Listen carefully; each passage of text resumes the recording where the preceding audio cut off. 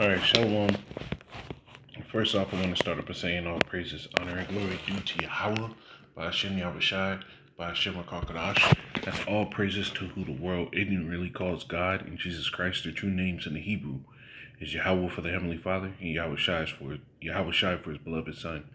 And as the scriptures say, there is no other name by which we all must be saved. No other name can you call on to be saved but Yahweh. By Hashem, meaning in the name Yahushai, being the name of the only begotten Son. I want to say double honors to the elders and apostles of Great Millstone, and peace and mercy to all for Lake, preaching the word and truth and sincerity to men, women, and children that believe in the right way, man. I'm the brother Tazabon, the Great Millstone, Arizona camp. Lord will with another video to edify. And I wanted to go on this video because this dude Draymond Green, man, this probably the only dude I'll show a little ounce of respect in the NBA, because he can articulate the BS the best out of all of them. You know, LeBron James is hella plugged in. Steph Curry ain't saying nothing. You know, he let his wife run ragged on social media to the point where she was sitting there saying, I need attention. And you got one of the top playing men and high scoring men in basketball right now, and you got a complaint. You able to buy whatever you want, start up whatever failure ass businesses you want, but somehow you got a complaint. You know, but this dude Draymond Green, man, he says it straight, and you can tell he's noticing. You know, and the spirit's going out that Jake is getting tired of the way these devils treat him. So peep this. Andre Drummond, before the game, sit on the sideline, then go to the back, and then come out in street clothes because a team is going to trade him. It's bull. Because when James Harden asked for a trade and essentially dogged it, I don't think there was no surprise or there's no one's going to fight back that James was dogging it his last days in Houston. But he was castrated for wanting to go to a different team, and everybody destroyed that man. And yet a team can come out and say, oh, we want to trade a guy, and then that guy is to go sit. And if he doesn't stay professional, then he's a cancer, and he's not good in someone's locker room, and he's the issue. And we've seen situations of Harrison Barnes getting pulled off the bench. You know, Pete, what he said. He said if he doesn't stay healthy, be professional, they're gonna drag their names through the mud, right? And we're gonna get a scripture to quote that. I don't want to lose a spot. You know, this World Star app don't really hold your place like YouTube do. So I'm gonna keep praying. I'm gonna get some precepts. DeMarcus Cousins finding out that he's traded in an interview after the All-Star game, and we continue to let this happen. But I got fined for stating my opinion of what I thought should happen with another player. But teams can come out and continue to say, "Oh, we're trading guys. We're not playing you," and yet we're to stay professional. At some point, as players, we need to be treated with the same respect and have the same rights that the team can have. Because as a player, you're the worst person in the world when you want a different situation. But a team can say they're trading you, and that man is to stay in shape. He is to stay professional. And if not, his career is on the line. At some point, this league has to protect the players from embarrassment like that. You know, we talk all of this stuff about you can't do this, you can't say that publicly. If you say that publicly, you're fine. Anthony Davis got fined, I think, $100,000 or something like that for demanding a trade publicly. But you can say Andre Drummond is getting traded publicly, and we're looking to trade him publicly, and he's to stay professional and just deal with it. But then when Kyrie Irving say, oh, my mental health is off, everybody go crazy about that too. Do you not think that affects someone mentally? As much as we put into this game to be great, to come out here and be in shape, to produce for fans every single night, and most importantly, to help your team win, do you think that doesn't affect someone mentally. But as players, we're told to, no, you can't say that, you can't say this, but teams can. It goes along the same lines of when everyone wants to say, oh man, that young guy can't figure it out. But no one wants to say the organization can't figure it out. At some point, the players must be respected in these situations, and it's ridiculous, and I'm sick of seeing it. Y'all have a great night. I'll see y'all tomorrow or Wednesday. You see? And Jake is tired. Jake is tired of being disrespected, put on the bottom, put on the back burner. You know, you can see that old line.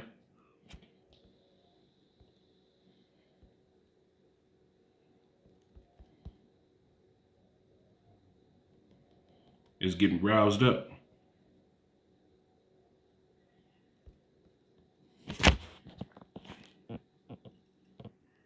This is Jeremiah 49:9. It says, Judah is a lion's whelp. From the prey, my son, thou art going up. He stooped down and crouched as a lion, and as an old lion, who shall rouse him up? And the Lord is rising up Jake's spirit to notice these things that these devils do to us. You know, these Edomites, man, they'll play you out. It doesn't matter how much money you're making them. It doesn't matter how much good you're doing for their pockets. At the end of the day, these devils are doing exactly what they're saying. Now, he said in that interview that if they want to trade you, they can publicly basically shame you, put you on a bench. Salaki.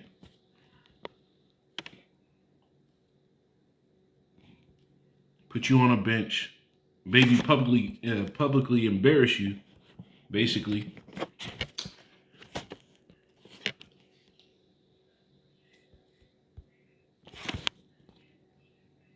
They have no repercussions, but a guy like Anthony Davis asks for a trade publicly and is forced to pay $100,000 fine, right? So peep this. This is Psalms 62, and I'll start at 3. It says, how long will you imagine mischief against me, against a man? Ye shall be slain, all of you, as a barren wall shall ye be, and as a tottering fence. It says they only consent to cast him down from his excellency, right? That's what he's seeing. He's seeing that the excellent work he does, because these basketball players, their body is all they have. Their body and their mental state is really all they have, man. All these professional athletes, their body and their mental state is all they have, and certain things in that world break them down. That's why so many people get out of the league and out of nowhere they have all these mental health issues. You know? Because these devils are casting them down. It says they only consent to cast him down from his excellency. They delight in lies. They bless with their mouth, but they curse inwardly. You see? This is what these devils do. They're really cursing you out. So they don't really care about you, Jake. It doesn't matter how much money you make them.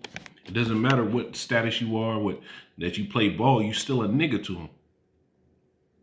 You know?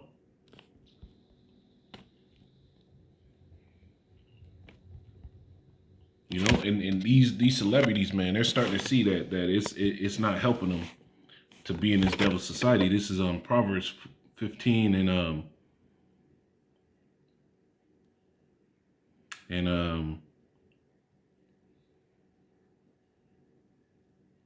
give me a second. Yeah, this is Proverbs 15 and 6. It says, "In the house of the righteous is much treasure." You know. And that's another point. You see, these entertainers, these athletes, they're all in the mindset of to get treasures, but they don't store up any treasure to the Lord. You know, and Paul spoke about that. He said that those men do it to gain a corruptible crown. You see, you know, you're trying to get an NBA ring, an NFL ring, you know. Those championship rings, you're trying to get a belt in boxing, a belt MMA, needed a combat sports. You know, Those are corruptible crowns, because at the end of the day, you can end your career with none of your cognitive abilities. Your body is in shambles. Nobody remembers you when you're gone, right? So it says, in the house of the righteous is much treasure, but in the revenues of the wicked is trouble. And that's what these athletes is feeling. That's what this dude Draymond Green was talking about. He was really getting into the revenues of the wicked and how it's messed up. Because making all that money from doesn't really do anything. It might help out their situation in the immediate, as far as being able to not stress and struggle, but at the end of the day, that they're treated like shit. They're downgraded, dehumanized. And there's rules set up to where they can't say anything about it. And then you got the entertainers, your musicians, your rappers, your singers. What? They got to sit here and bend over to get their money. Sacrifice. They gotta compromise their integrity and be cool with pulling up in dresses and shit. Big up in things that they once would have just tore down. They have to compromise their integrity. It says, but in the revenues of the wicked is trouble. And with all these Jake that are out there making all this money, what they're gonna figure out is that these devils really don't care about you. This is Ciroc.